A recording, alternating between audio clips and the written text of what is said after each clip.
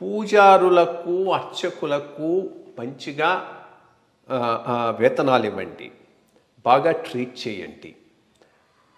But వాళ్ళ సర్వీసెస్ను హిందూ మత పరిరక్షణకు, హిందూ మత వ్యాప్తికి వాడుకోవాలి. వాడుకోవటం ఎట్లా? పూజారి అనేవాడు అన్ని ప్రాంతాలకు పోయి అందరికీ మంచి చెప్పే విధంగా ఉంటే అసలు ఎవరూ మతం మారేటటువంటి పరిస్థితి ఉండదు. అది లేదు కాబట్టి ఈరోజు మతం మార్పిడిలు పెద్ద ఎత్తున జరుగుతున్నాయి. ఆ రకమైన సిస్టమ్ను తయారు చేయాలి.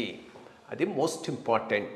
పూజారికి చక్కగా చూసుకోవాలి, అతనికి కావాల్సిన వస్తువు అంతా ఇవ్వాలి, బట్ అతన్ని సోషల్ ఎక్స్టెన్షన్ దానికి ఒక ఇన్స్ట్రుమెంట్ కింద తయారు చేసుకొని తీసుకుపోయి గ్రామంలో అన్ని ప్రాంతాలకు పోయి తీర్థప్రసాదాలు ఇచ్చి మంచి చెప్పి వచ్చేటటువంటి విధానాలు పెట్టుకోకపోతే ఈ ఎవాంజలిక్ మతాలను తట్టుకోవడం కష్టం.